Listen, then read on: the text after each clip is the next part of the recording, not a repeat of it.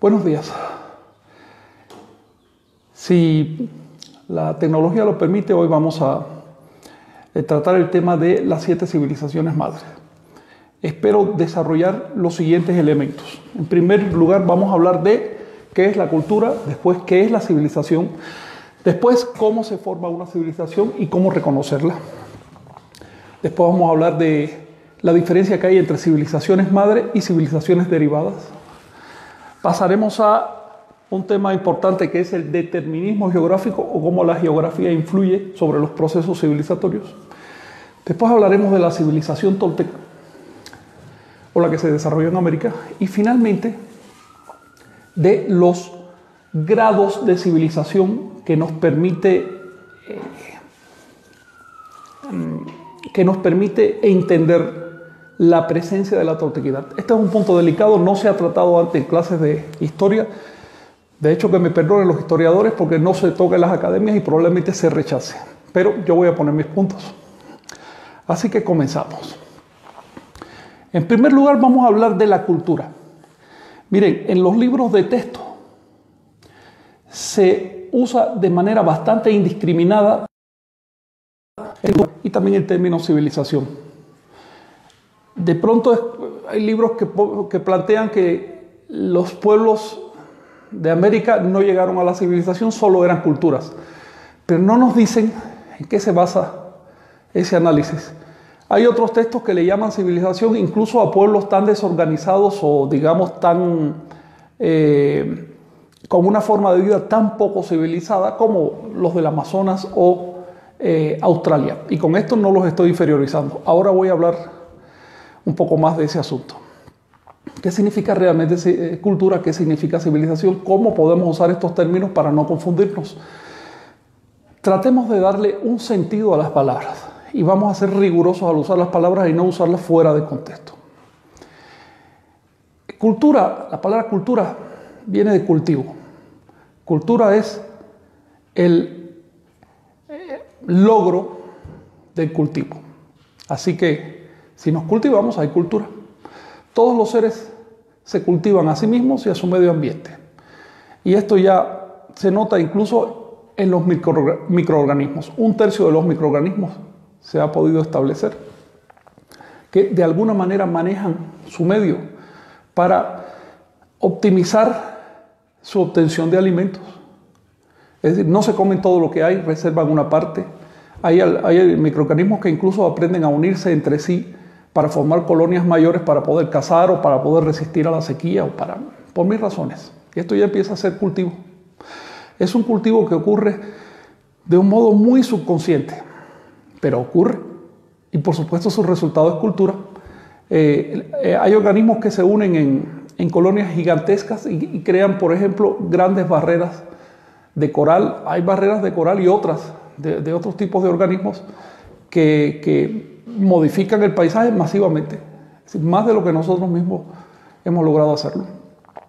Y eso lo hace en su beneficio, porque una vez que tú creas una barrera, creas un nicho para que ese organismo se desarrolle. El caso clásico, por ejemplo, es de los castores, que no son microorganismos. Ya los castores trabajan con mucha más conciencia. Saben qué es lo que quieren hacer, saben dónde, cuándo y cómo lo van a hacer, haciendo un dique que les proporciona ¿qué? Un nicho ecológico favorable. Por lo tanto, ellos cultivan su medio ambiente y de alguna manera eso los cultiva a sí mismos porque les permite sobrevivir y sobre todo hace que se reproduzcan más aquellos que están más adaptados o más condicionados para esta manipulación del medio. Es decir, aquellos que tienen más cultura o más capacidad de cultura. Cuando llegamos a los monos, a ver, los monos ya pueden, si no hay fruta, un mono puede escarbar la tierra en busca de raíces. Y hay monos que hasta lavan las raíces antes de comérselas. Y lo aprenden. No se trata aquí de genes ni nada de eso.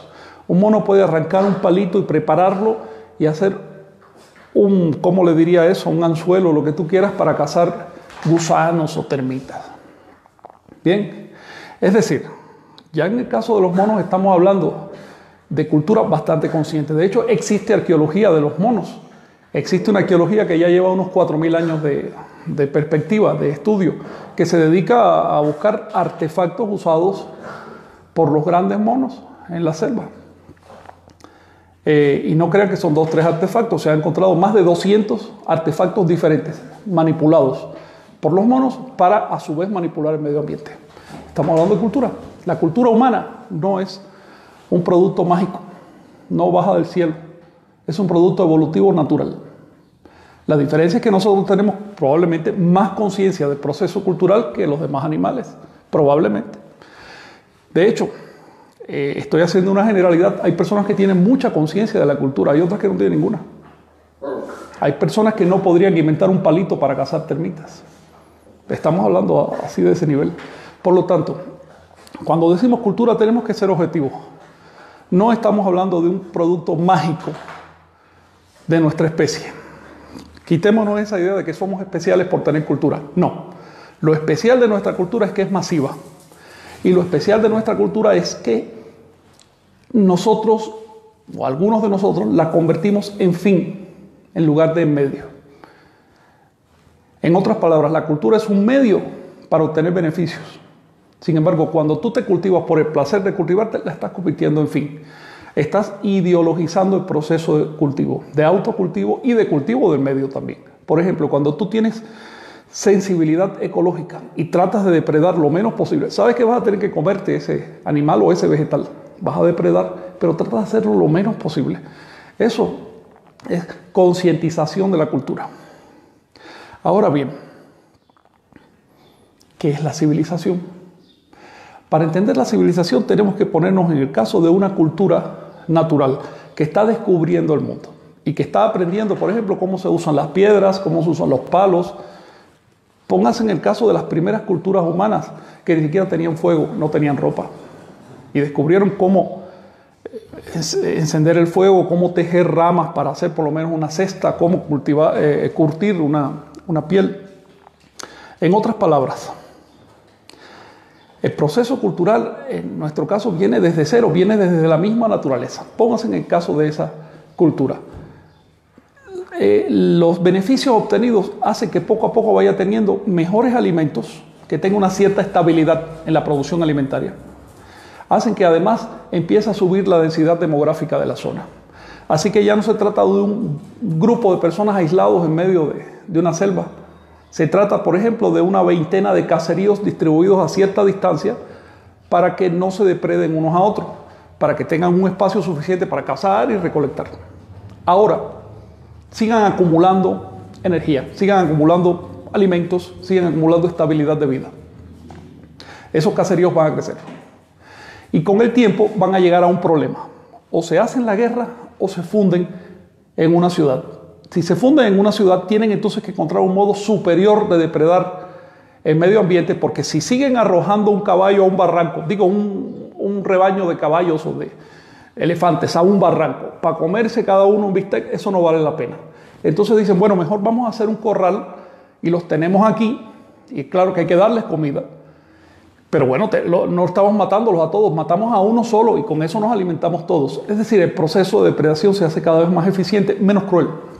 Le cuesta menos a la naturaleza. Pero el ser humano tiene que hacerse sedentario. Tiene que empezar a estar detrás del rebaño. Después hay que sembrar para el rebaño. Después hay que sembrar para el ser humano. Y terminas teniendo una ciudad fija que no se mueve. En ese punto, hace más o menos unos 15.000 años, ocurrió un fenómeno. Y es que cuando surgieron las primeras ciudades fijas, las más viejas que se han descubierto, que son varias ya, están en Turquía. Y tienen, hace 15.000 años ya estaban ya edificadas. Estas ciudades se hacían arracimando las casas unas con otras, a tal punto que una pared servía para el vecino y así, no había calles. La basura se echaba entre huecos que quedaban entre las casas. ¿Ven? No había un sistema de saneamiento. No se sabe por qué esas ciudades quebraron pronto, pero podemos especular, quebraron por falta de higiene. Porque cuando tú hacinas personas, ahí vienen los virus, ahí viene todo. Ahí vienen las bacterias, ahí vienen los animales depredadores que a su vez van a contaminar. Es decir, acumulas personas, acumulas basura. Así que esas culturas que por presión demográfica se vieron obligadas a racionalizar su depredación, de pronto entendieron que además de eso tenían que urbanizarse. Y surge la civilización. Civilización es la organización de la cultura. Cultura es el contenido, civilización la forma. Así que dijeron, señores, ya nada de hacer las casas como le dé la gana. Está bien, tú eres libre, pero la casa la vas a hacer como dicte la comunidad. Tiene que haber reglas. Porque si no hay reglas, tú vas a sufrir y yo voy a sufrir también. Entonces, vamos a hacer una calle, vamos a hacer, 2, 3 compañeros de aquí de la comunidad, en lugar de dedicarse a rascarse la barriga, van ahora a dedicarse a sacar basura. Y ese va a ser su trabajo. Y los demás le van a dar comida, porque ni modo que saque la basura y se muera de hambre. Es decir, empieza a surgir una cierta estructura social, que es el prototipo de las clases sociales. Sin esa estructura social, sin ese diferencial de clases, sin esa especialización de clases, no hay civilización. Así que esta idea de que todos igualitos es una tontería. Eso ya ocurrió durante cientos de miles de años en condiciones de mínima cantidad de gente. Tengan en cuenta que la población de nuestra especie hubo un momento que era de unas 2.000 personas en toda la Tierra. Eso ocurrió en condiciones en que la gente moría de cualquier enfermedad, de un dolor de muelas, porque no había civilización. Así que ya pasamos esa etapa, ya sabemos que no funciona, o sabemos que es un funcionamiento inferior. Queremos ser civilizados y queremos ser civilizados para ir a un estado superior de civilización, un estado en que depredemos lo menos posible, un estado en que aprendamos a convivir con la naturaleza. No piensen que el que convive con la naturaleza es el hombre primitivo, el ser primitivo ese que nos cuenta los libros. Eso es mentira, eso no es así. Como ya les mencioné, cuando los paleolíticos querían comerse un bistec, arrojaban un rebaño completo de animales a un barranco. Así de ineficiente era el proceso. Nosotros tenemos cerebro, nosotros podemos razonar y podemos convertir nuestros procesos podemos utilizar nuestros procesos de manera que no sean un reto directo o un reto tosco a la naturaleza. Recuerden que nos estamos comiendo nuestra casa. Y si te estás comiendo tu casa, tú debes hacerlo de la manera más racional posible. Y debes crear más de lo que consumes. Porque si creas menos de lo que consumes, eso te va a costar factura. Y de eso se trata esta clase. En realidad no quiero hablar de historia, quiero hablar de la moraleja de la historia, la enseñanza de la historia. Recapitulando, culturas de contenido y civilización la forma, quiero decirles que ambos ítems, ambos elementos no están mecánicamente vinculados. Puede haber muy alta cultura con muy escasa civilización y al revés. Puede haber muy alta civilización con poca cultura. Les pongo un ejemplo. Los celtas fueron un pueblo de muy alta cultura. Si ellos hubieran estado concentrados en un territorio más pequeño, con esa misma cantidad de gente, hubieran sido una de las civilizaciones más brillantes, porque su cultura era muy alta y tenían muchos elementos que organizar. Si tenían contenidos. Sin embargo, se regaba por un extenso territorio que les permitía vivir en comunidades bastante pequeñas, sin demasiado conflicto. Era un territorio rico, producía cosas. De modo que ellos no sintieron la necesidad de civilizar hasta que chocaron con los romanos. Ahí cuando tuvieron un reto externo, entonces se dijeron, tenemos que organizarnos porque nos van a destruir. Y saben que se organizaron y llegaron a destruir el Imperio Romano con el tiempo. En otras palabras, tenemos una alta cultura con muy escasa civilización porque no era necesario ese tipo de orden. Por otro lado, tenemos casos como la civilización que hay hoy. Y no quiero politizar ni quiero despreciar a nadie, pero por ejemplo, la civilización que hay hoy en los Estados Unidos. Estados Unidos es uno de los países más civilizados de la Tierra. ¿Ves? Es decir, más organizados. Incluso demasiado organizados. Pero las clases que están recibiendo los niños en los Estados Unidos, por lo menos en las escuelas públicas, son deleznables. La cultura que están recibiendo es ínfima. Es decir, el nivel cultural del país como un todo es escaso. Es un país que ha tenido que recurrir a héroes de historieta ficticios para tener algo de identidad. Estamos hablando de alta civilización con escasa cultura. Obviamente, un sistema que deteriora la cultura, con el tiempo deteriora la civilización, porque civilización no es más que organización de la cultura. Tenemos el caso, por ejemplo, de la civilización global, que ese es su nombre, civilización global, es algo muy específico que está surgiendo en la actualidad. Somos testigos de su surgimiento. En la medida en que esa civilización global tiende a destruir las culturas particulares o a minimizarlas o a impedir que su acervo de conocimientos entre a la colectividad global, en esa misma medida está perdiendo cultura. Los procesos de deterioro de cultura, tarde o temprano, deterioran la civilización. De manera que lo mejor para una civilización es llegar a un equilibrio. Y ahí tenemos brillantes civilizaciones del pasado como los egipcios, los anahuacas, los chinos, que tenían grandes contenidos culturales y también las estructuras necesarias para organizar esos contenidos y poder vivir, porque tenían presión demográfica. En otras palabras, aquí tenemos una enseñanza histórica, una lección. Una civilización inteligente busca el equilibrio. La globalización no debe ser a expensas de la diversidad cultural. Debe haber un equilibrio entre la necesidad de globalizarnos, porque somos demasiados y estamos demasiado unidos, y por otro lado, el aporte de las culturas particulares. Ahora bien, para que surja una civilización tiene que haber ciertos elementos presentes.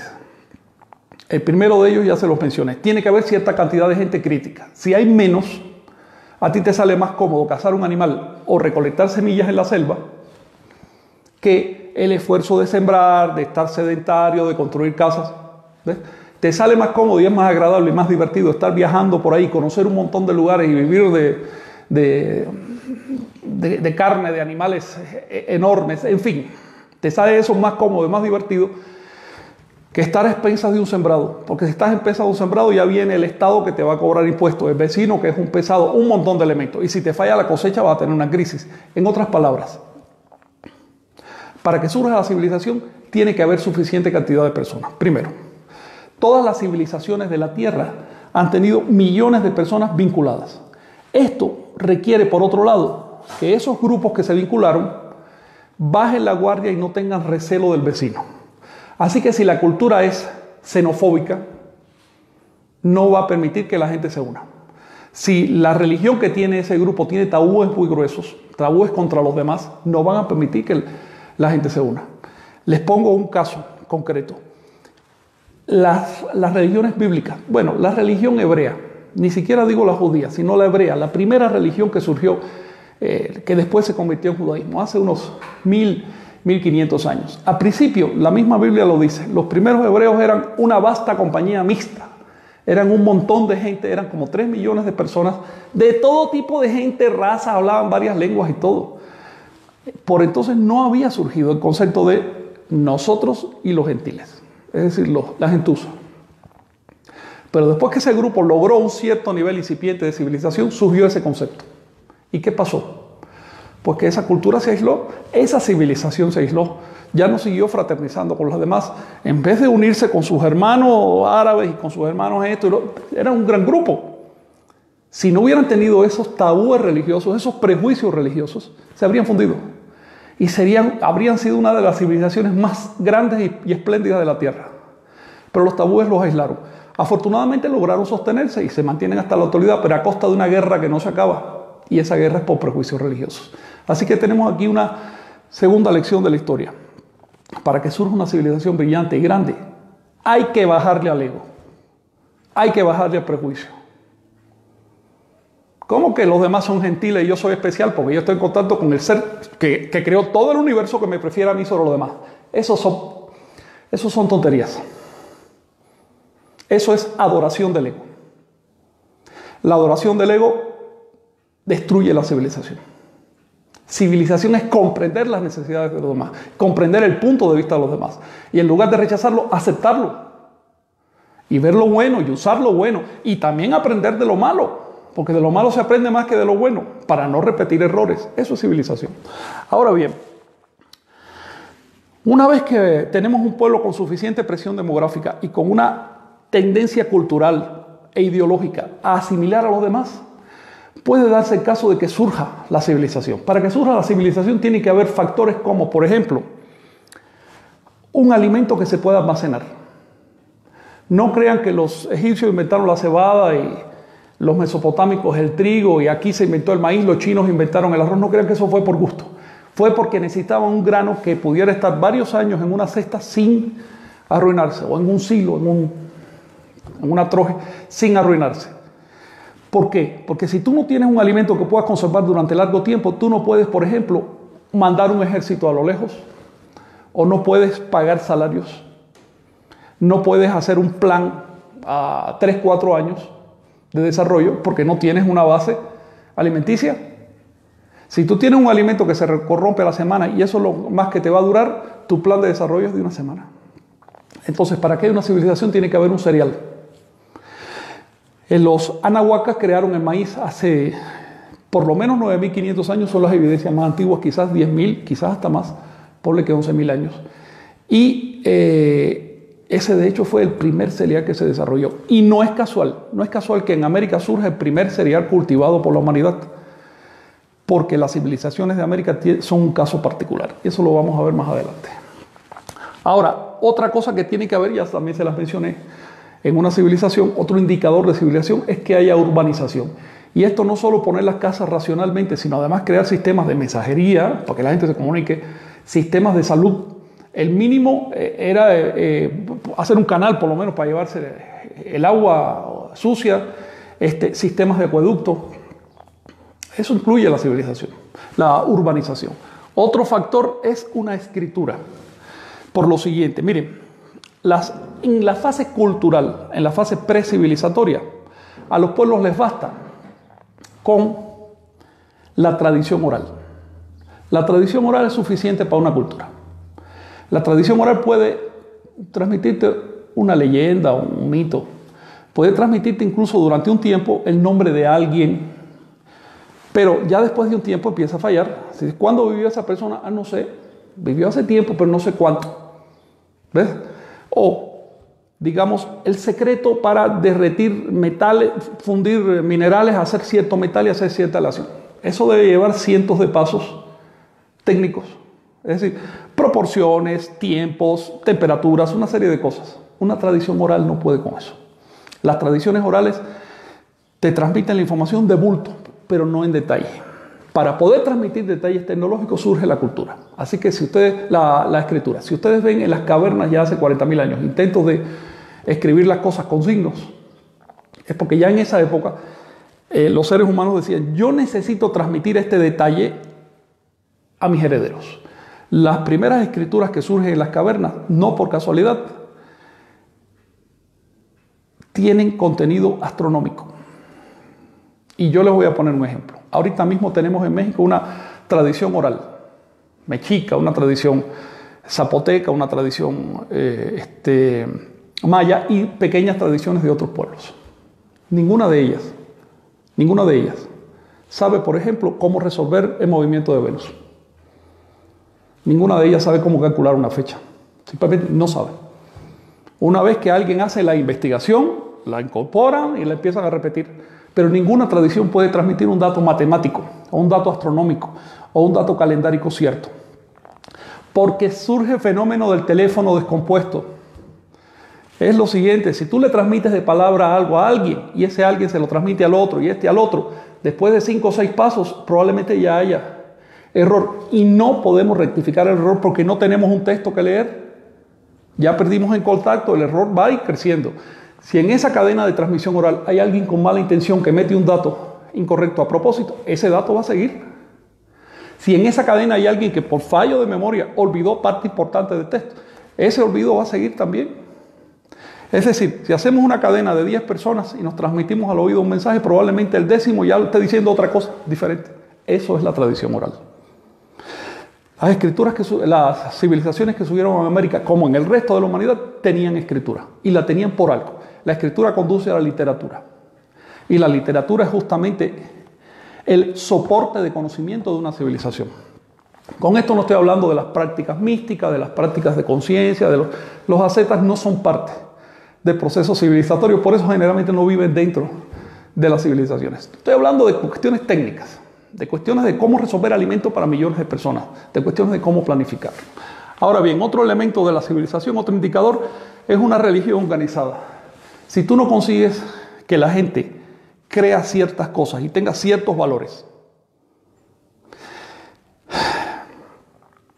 la gente no se va a animar a ahorrar su dinero, a sacar una parte de ella para dárselo al Estado y a acudir a las convocatorias del Estado para hacer cosas tan elementales como una calle, un acueducto. Así que si tú hoy transitas por la calle, abres la llave y tienes agua, eso es producto de que todos nosotros hicimos un esfuerzo común para el bien de todos nosotros. No nos quedamos en nuestra casa diciendo yo con lo mío, porque incluso la casa que tú tienes probablemente no la construiste tú. De manera que se necesita una ideología que convenza al ser humano de que debe desprenderse de parte de su posesión y debe hacerlo por un bien mayor. Si se usa bien o mal ya eso es una cuestión aparte. Lo que dice la ideología es no debes ser egoísta, porque a la hora de problema tú vas a recurrir a los demás. Así que cuando los demás recurran a ti, tú también debes dar. La religión, y esto está probado históricamente, al transmitir valores morales, con el tiempo transmite un código legal. Por ejemplo, ahí tenemos el caso de la Biblia. La Biblia comienza con un mito creativo, pero después salta inmediatamente ¿a qué? Al decálogo, al código legal de los hebreos. ¿Ven? Es decir, a un conjunto de 628 leyes que dicen cómo debe ser la vida. En otras palabras, la función de la religión es regularizar la vida. Las grandes civilizaciones tienen grandes religiones. De hecho, civilización y religión es lo mismo. Cuando tú dices la civilización hindú, ¿a qué te refieres? Te refieres a las creencias hindúes, a la religión hindú. Cuando dices la civilización budista, te refieres a la religión budista. Cuando dices la religión taoísta o la religión confuciana, ¿a qué te refieres? Pues a los chinos, a la civilización china. De manera que lo que es una civilización en el plan organizativo físico es una religión en el plan organizativo de las ideas. Van de la mano. No ha habido civilización sin religión, incluyendo aquellas que dicen que no tienen religión. Por ejemplo, la civilización marxista que se desarrolló en una época decía que no tenía religión. Hombre, pero ponían sus buenas estatuas de Carlos Marx, todo el mundo le llevaba flores, todo el mundo lo adoraba y el que se atrevía a adorar era hasta fusilado. En otras palabras, tenían una religión y una religión impositiva y coercitiva, es decir, de las más clásicas que ha habido en la tierra. Religión no es adorar a Dios, religión es adorar un principio. Y ese principio puede ser incluso el materialismo histórico. Pues bien, seguimos con los elementos. Un elemento importante de una civilización es la conciencia histórica. La conciencia histórica se manifiesta en la capacidad de ubicar los hechos en el tiempo. Para ubicar los hechos en el tiempo tú necesitas relojes y también necesitas calendarios. De manera que si te encuentras un pueblo que dice, eso fue en la época del abuelo, de mi abuelo. Ahora, si encuentras una persona, fulano de tal nació en 1817. Ah, espérate, entonces tienes un calendario que va más allá de lo inmediato. Un calendario que abarca siglos o quizás hasta milenios. La presencia de calendarios con ciclos largos es indicador infalible de cultura. Mientras más exacto sea el calendario, es decir, mientras más capaz sea de ubicar un día en el tiempo, bueno, más conciencia histórica refleja ese calendario y por lo tanto esa civilización. Ahora bien, sobre esto no quiero extenderme, pero quiero hacerles una mención. Tenemos un caso como la civilización cristiana. Civilización cristiana se le llama a todo el bloque que cree o que partió de la creencia en Jesús, aunque no crea. ¿Ven? La civilización cristiana se divide en dos, la del Oriente y la del Occidente. Si hablas una lengua producto de esa civilización, como el español, tú perteneces a la civilización cristiana, aunque no creas en Jesús. Eso es una cosa independiente de las creencias. Pero tú tienes costumbres, tienes definiciones mentales, tienes un modo de vida que pertenece a la civilización cristiana. La civilización cristiana maneja un calendario que, con todo y ser el mejor que ha dado el viejo mundo, es bastante malo. Todavía es malo. Es decir, sigue siendo un problema. A nosotros nos cuesta trabajo, por ejemplo, convertir mecánicamente el calendario cristiano en calendario musulmán. ¿Cuál es la fecha musulmana? Te la sabes de memoria si es que te la sabes, pero la conversión es muy difícil. Incluso los especialistas pasan trabajo, necesitan tablas y rectificaciones. Esto es porque nosotros hemos heredado un sistema de registro del paso del tiempo inferior y por inercia cultural no queremos cambiarlo. Los sabios de hoy, los astrónomos de hoy pueden medir fracciones de segundo en milenios así con esa exactitud, pero no tenemos un sistema de uso popular que refleje esa exactitud. Por lo tanto, la exactitud de un calendario no solo habla de la capacidad de los astrónomos que lo hacen, habla sobre todo de la demanda popular. Si te encuentras a un pueblo como el cristiano que tiene un calendario de una exactitud en un día, en 3.320 años, esa es la capacidad del calendario cristiano. Tú te encuentras entonces a un pueblo que exigió ese grado de exactitud. Si te encuentras a un pueblo como los antiguos griegos, que tenían una exactitud de un día en 320 años, bueno, esa era la demanda de ese pueblo. No estoy diciendo con esto que los científicos griegos no hubieran podido hacerlo mejor. Estoy diciendo que el pueblo no pudo hacerlo mejor. El caso de Anáhuac es sorprendente, porque tenemos una exactitud de un día en 8.200 años. Esto es exagerado. Esto es con mucho más que todo lo que se ha logrado en otras partes y hace que nos preguntemos qué grado de conciencia histórica había en ese pueblo. ¿Por qué esa exigencia de exactitud de parte de las masas? ¿Por qué estaban dispuestas a pasar trabajo con un calendario bueno, con un calendario astronómico? Porque es que hay que pasar trabajo, hay que aprendérselo. ¿Por qué estaban dispuestas a ese sacrificio? ¿Qué querían a cambio de ese sacrificio?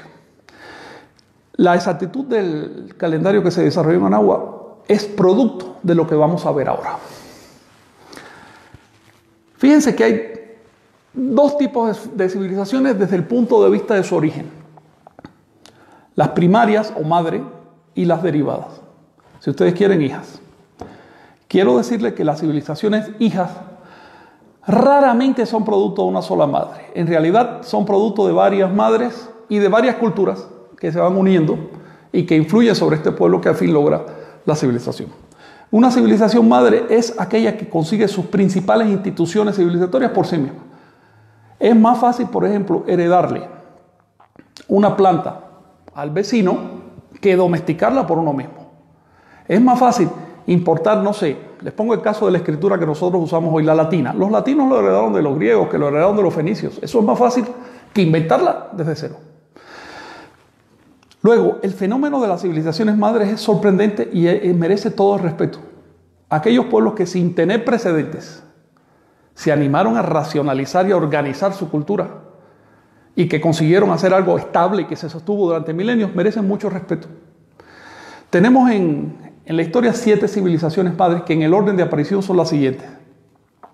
Primero, Sumeria. Quiero decirles que ha habido intentos de civilización muy anteriores a lo que les voy a decir. Pero estos intentos han carecido, hasta donde sabemos, de un cultivo intensivo y han carecido de una gran extensión, han sido muy locales.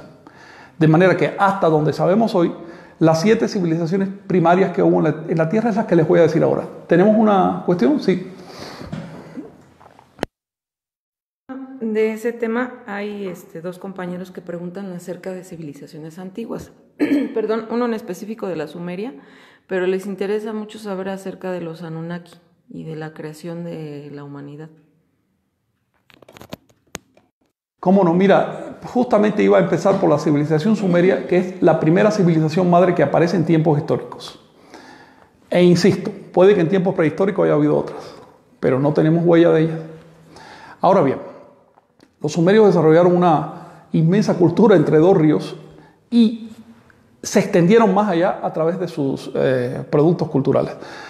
Los sumerios, como los hebreos, a ver, si abres la Biblia vas a ver que la Biblia habla de ángeles. Los sumerios tenían también ángeles y a sus ángeles le llamaban Anunnakis.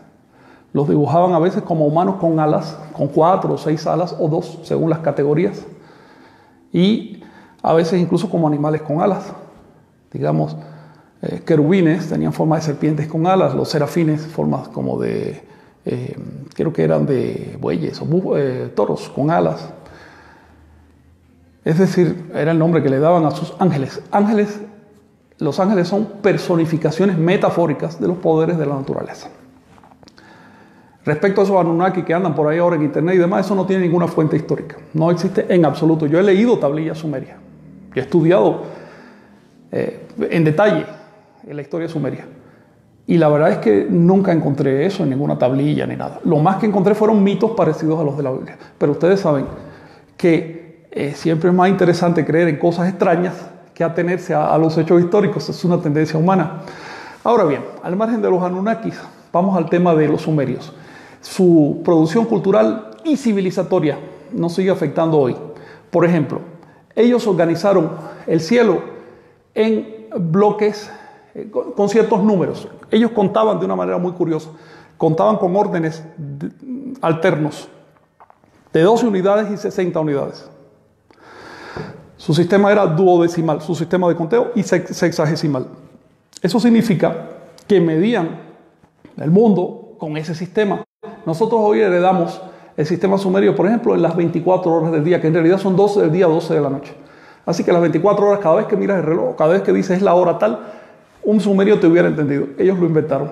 O en la división del cielo en determinadas franjas, latitudes, longitudes. ¿Sí? Sí, aquí pregunta que en qué fuente viene eso de los 8,000 y tantos años respecto a un día, que cuál bibliografía podría consultar. La exactitud del calendario mesoamericano se comprende estudiando sus mecanismos. Sus mecanismos quedaron recogidos por lo menos en unas 100 fuentes diferentes, casi todas crónicas del siglo XVI, pero también bastantes fuentes, digamos unas 20, 30 fuentes prehispánicas, en forma de códices y de relieves y demás. Es una cosa bastante compleja, a eso le voy a dedicar un curso. Este curso quizás tenga 3, 4 encuentros y ojalá que al final podamos pasar al tema de la exactitud, porque estas cosas no son de decirlas, son de probarlas. Solo te puedo decir esto, había 2 grandes sistemas, había 4, pero en realidad los 2 más grandes sistemas de conteo del tiempo en Mesoamérica eran lo que hoy se conoce como cuenta larga y lo que hoy se empieza a conocer como cuenta civil, que hasta hace poco le decían calendario mexica o calendario azteca incluso, sin ser correcto. Obviamente ambos sistemas lo inventaron los olmecas, así que es calendario olmeca unificado, con 2 grandes versiones. La versión de cuenta larga, por medio de un sistema que se llama aniversarios, sistema de aniversarios, conseguí un ajuste de un día en 5.200 años.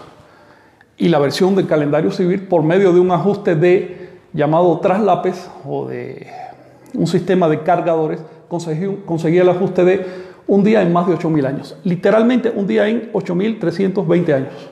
Esa es la medida real. Te invito a participar en las clases de calendárica para que tú mismo llegues a evidencias sobre las fuentes, no sobre lo que diga nadie. ¿Sí?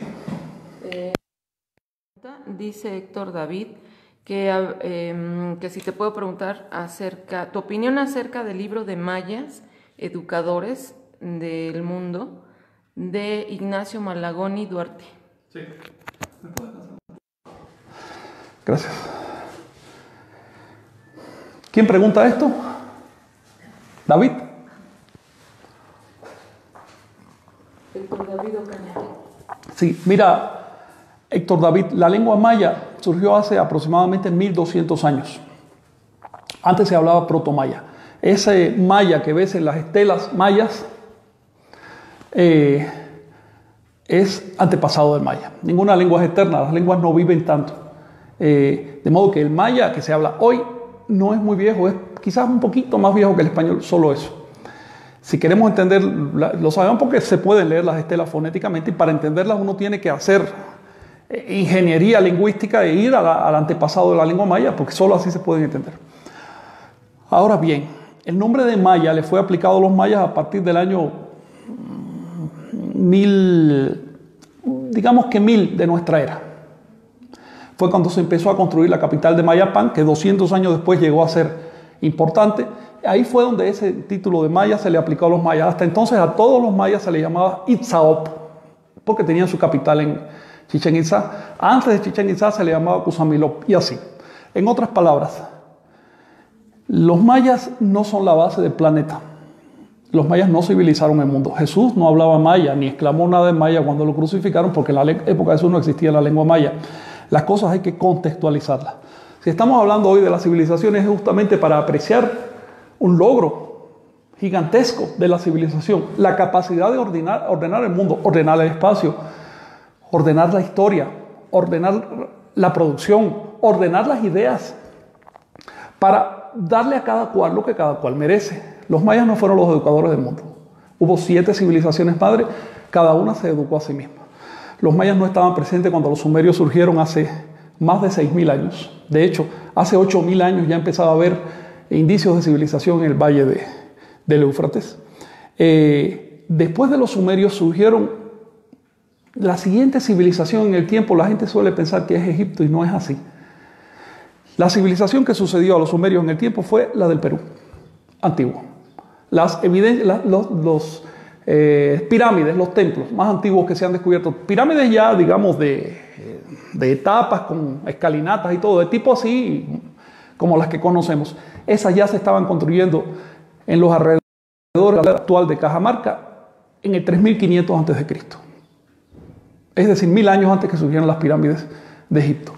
Estamos hablando de un tremendo proceso de civilización que ocurrió en Perú, impresionante, sobre todo por el hecho de que no estaban al lado de un río ni tenían grandes planicies precultivadas, estaban en una cordillera, en unas circunstancias muy difíciles.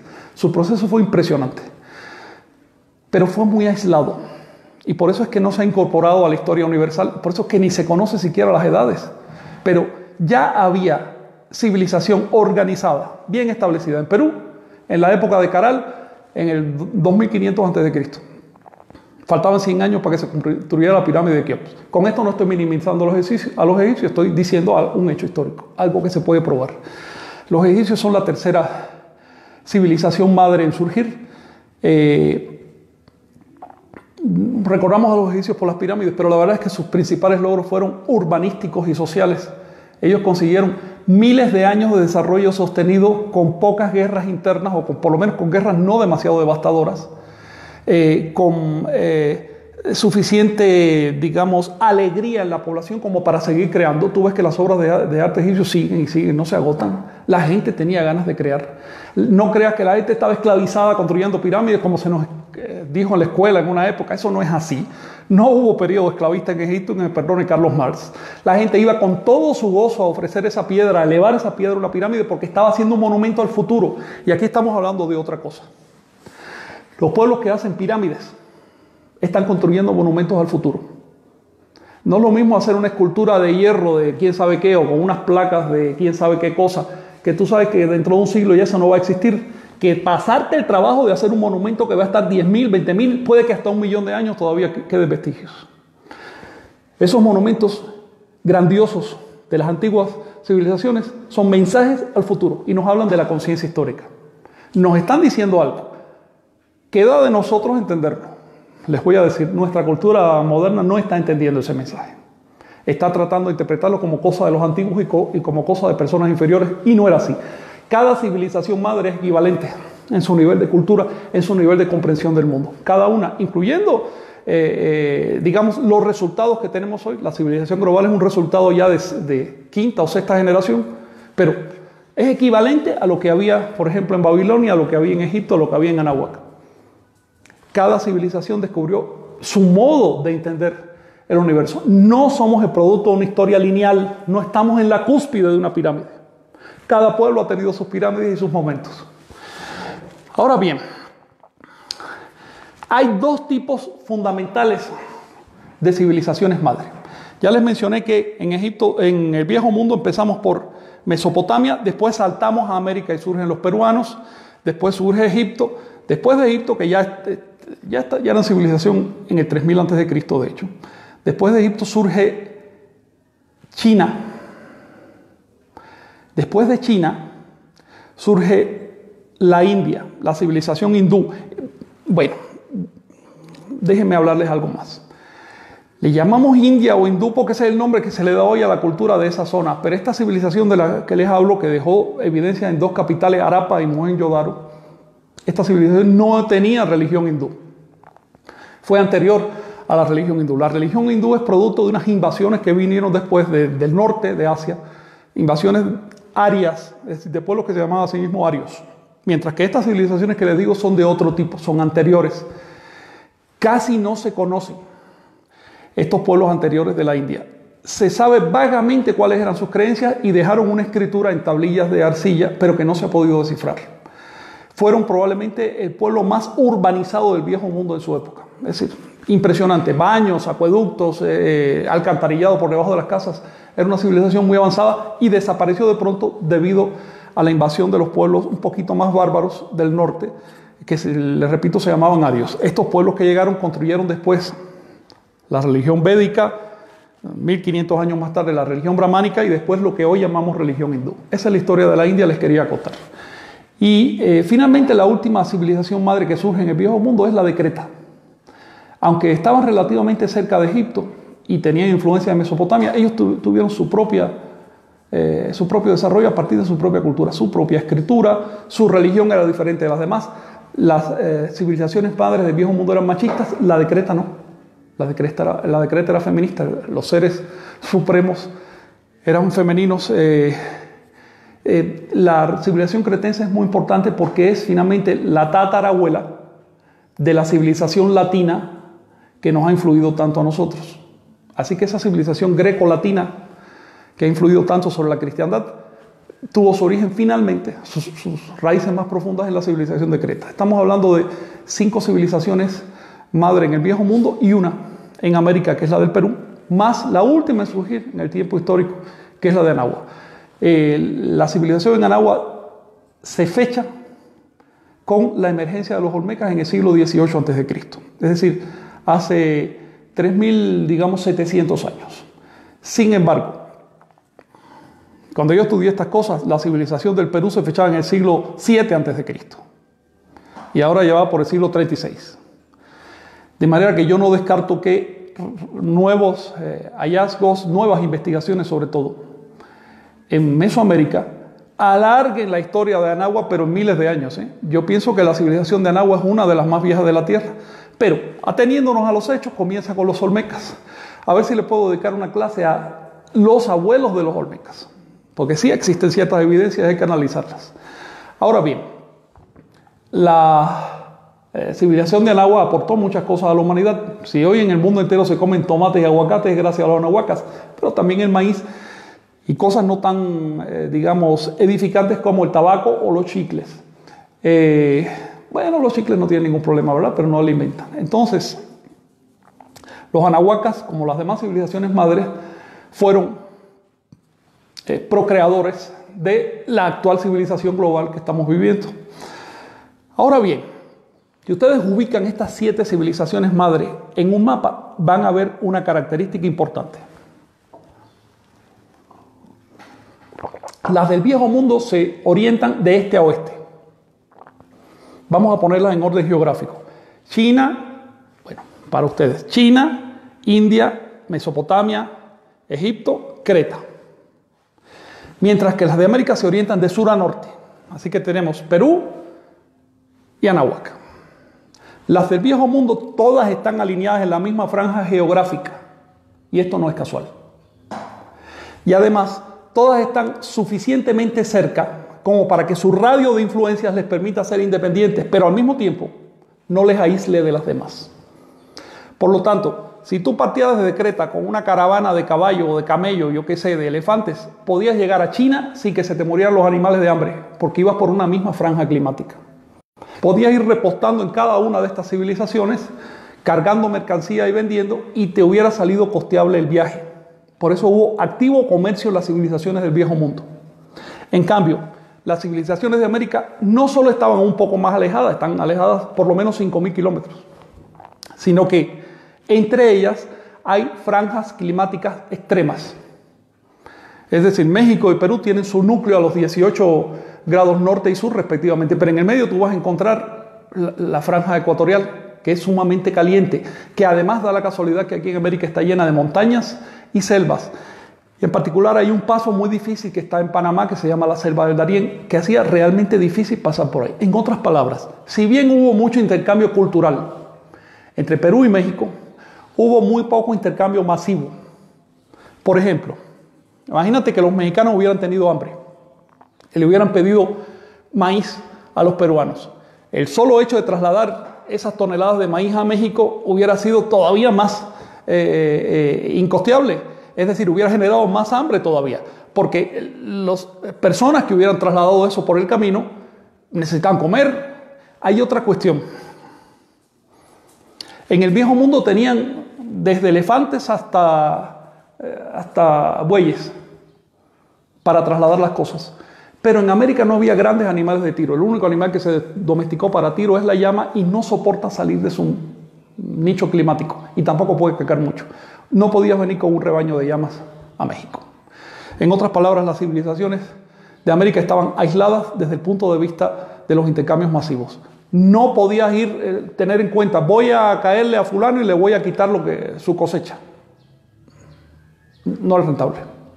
Tampoco voy a pedirle un préstamo o voy a entrar en un intercambio comercial. No era rentable. En otras palabras, las civilizaciones de América se desarrollaron sin la posibilidad de depredar al prójimo, pero también sin la eventualidad de que las depredaran. Se desarrollaron sin temor a una depredación. En cambio, en el viejo mundo las civilizaciones tenían miedo de ser depredadas. Le tenían miedo a los dos vecinos que tenían a los lados.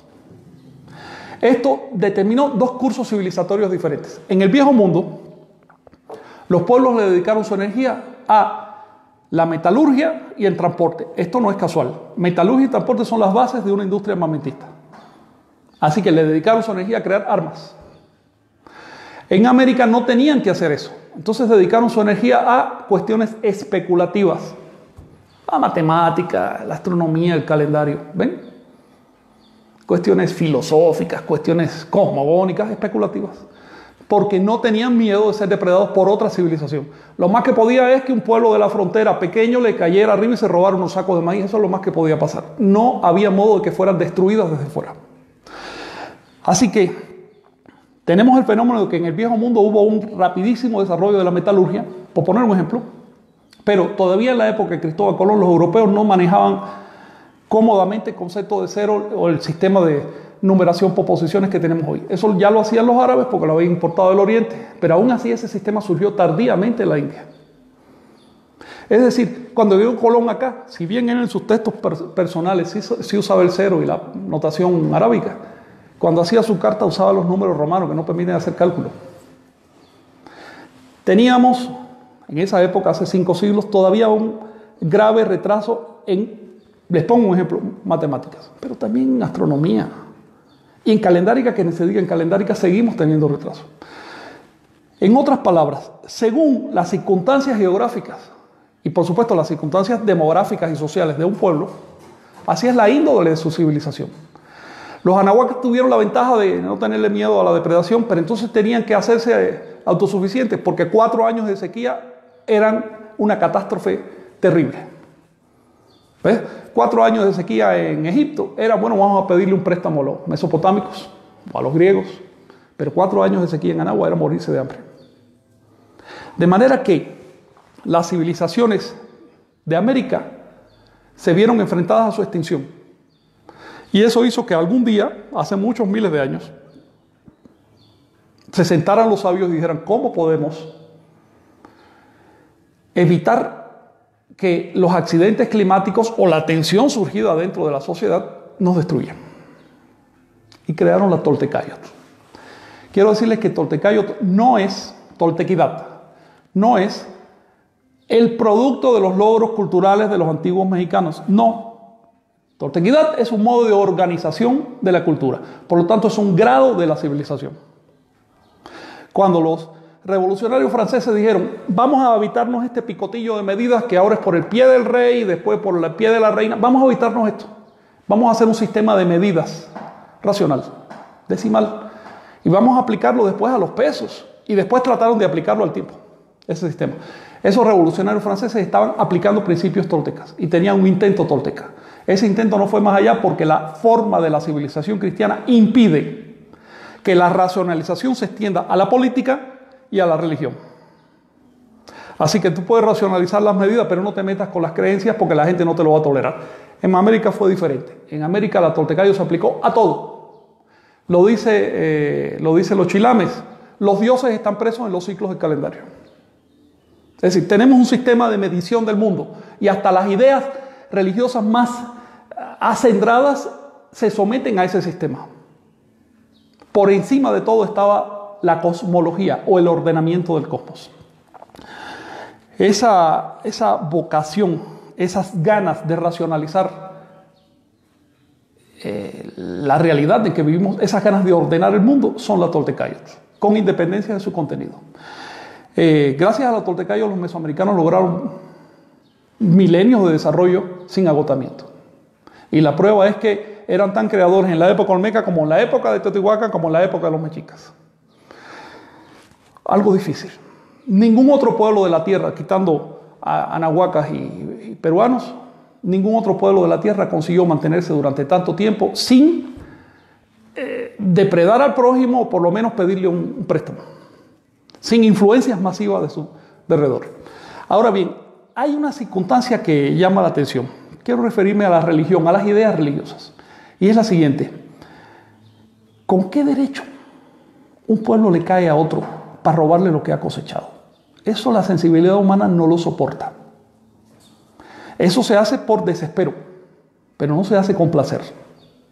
De manera que rápidamente las civilizaciones del viejo mundo inventaron un concepto, el concepto de la religión falsa. El concepto de la religión falsa surge primero que el de la religión verdadera. Bien, lo primero que se inventó fue esto. Nuestros vecinos no adoran correctamente. Por lo tanto, nosotros tenemos el deber de ayudarlos. Y, por supuesto, si vamos a pasar el trabajo de ir de aquí hasta allá para ayudarlos a adorar correctamente, tenemos que cobrarnos ese trabajo saqueando sus graneros. Así que se inventó el negocio de la religión falsa. Ese negocio, bueno, un episodio brillante de ese negocio fue la invasión de América. Todavía hoy, los cristianos justifican la invasión de América. Y cuando tú les preguntas por qué la justifican, te dicen, porque vinieron a cristianizar a los paganos. Y por supuesto, si ya te das el trabajo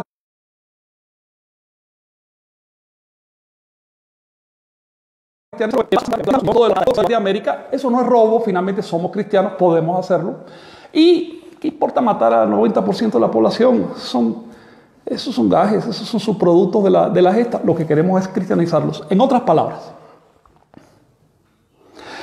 para poder sobrevivir en ese sistema de mutuas agresiones, las civilizaciones del viejo mundo tuvieron que desarrollar religiones de Estado, religiones coercitivas, impositivas, religiones que era obligatorio creer y el que no las creía tenía que irse. Y ahí tenemos el caso de los chamanes, que durante milenios los chamanes fueron las personas bien vistas de la sociedad, eran los sabios, eran los curanderos. Y de pronto cuando surgieron estas religiones de Estado empezaron a verse como brujos y a ser rechazados. Los chamanes en el viejo mundo tuvieron que irse a la selva o a Siberia. Y de hecho, la cosa llegó a tal extremo que incluso hasta allá fueron a buscarlos en la Edad Media y los quemaron. Así que toda esa quema de brujos de la Edad Media no fue más que el último episodio de un sistema que rechazaba lo diferente porque tenía una religión estatal. En América no fue así. En América no surgieron religiones estatales. De hecho, en América no surgieron religiones. Tenemos dos bandos en América, digamos, tlaxcaltecas y mexicas. Creían lo mismo. Los muertos iban al mismo cielo, se les hacían las mismas honras fúnebres, no había problema ideológico. Ningún pueblo atacó jamás a otro con un pretexto ideológico. No, que tú crees mal o que mi Dios es superior, eso no. De hecho, aquí en Tenochtitlan, por ejemplo, se traían las estatuas de los demás pueblos y seguían recibiendo el mismo culto cuando ese pueblo ya no podía hacerlo. En otras palabras, cambia sustancialmente la índole de la religión según el determinismo geográfico, según el tipo de civilización. En el viejo mundo encontramos un proceso de religiones duras, impositivas, enemigas entre sí, que a dónde ha conducido a que haya ahorita mismo 30.000 sectas cristianas, todas enemigas entre sí, porque todas dicen tener la verdad y que los demás se equivocan. En América no encontramos, desde Alaska hasta Patagonia, no encontramos diferenciación consciente de la religión. Se diferencian las prácticas y todo lo que tú quieras de manera gradual, no se ideologiza la diferencia. Por lo tanto, no encontramos en ningún momento el concepto de yo tengo la verdad y los demás tienen la mentira. Esa verdad ontológica, esa mentira ontológica no se maneja en las civilizaciones de Anáhuac. No debe extrañarnos entonces que, a diferencia de lo que pasó en el viejo mundo, en las civilizaciones de Anáhuac y el Tahuantinsuyo, los chamanes fueran acogidos con gozo. Allá se llamaban amautas, acá nahuales, y eran una clase social respetada porque tenían mucha experiencia. Al acoger a los chamanes, las civilizaciones de América acogieron también la experiencia de los chamanes. Es decir, la religión era una cuestión de prácticas de conciencia. En cambio, al rechazar a los chamanes en el viejo mundo, rechazaron milenios de experiencia y la religión se convirtió en una cuestión de dogmas. Para terminar, y de manera muy breve, les quiero decir que la presencia de la toltequidad en la historia universal nos permite entender que la civilización tiene 3 grados. Un grado incipiente en que los pueblos empiezan a organizarse, pero todavía no es sistemático. Un grado en que, por ejemplo, esta aldea tiene un código legal, pero aquella tiene otro código legal y no encuentran problema con eso. Hay otro grado superior en que esos pueblos se organizan como estados y entonces se impone el mismo código para todos. ¿Por qué? Porque se dice, bueno, lo que a mí me parece justo debe ser justo para aquel y lo que a mí me parece injusto también es injusto para aquel. Entonces se hace un sistema, una cobertura institucional más amplia. Pero existe un tercer grado de desarrollo de la civilización, que es la sistematización de la coherencia. Es decir, vamos a buscar todos los elementos culturales que estamos integrando en esta civilización y sistematizarlos para evitar cosas bochornosas como esto que les voy a contar. En el 2012, si mal no me acuerdo, hubo una misión norteamericana a Marte. Los técnicos olvidaron convertir kilómetros a millas y ya cuando llegó a Marte, esa misión tan costosa, pues se estrelló, no calculó bien la distancia al suelo. En otras palabras, la falta de coherencia cultural nos cuesta cada año miles de millones de dólares. El intento de llegar a un grado toltecayo de organización de la civilización minimizaría, por supuesto, los costos, pero además minimizaría también los roces entre las personas, porque empezaríamos a entender que las diferencias ideológicas no son esenciales. Lo esencial es la práctica. Da igual que tú le digas a Alá, que tú le digas a Jehová, da igual cómo le digas, si lo que importa es el estado de conciencia que tienes, lo que importa es la comprensión del hecho y no el nombre que le des. Nuestra cultura occidental cristiana y la civilización global que está surgiendo de ella todavía no está capacitada para entender algo tan simple y por eso estamos heredando guerras terribles y eso probablemente nos lleve a la extinción. Ahora bien, yo deduzco y creo que no estoy aventurando demasiado que la civilización global que se está creando ahora o pasa a la fase Toltecayot o se va a extinguir. Y con esto me quedo, gracias por estar ahí, nos vemos a la próxima.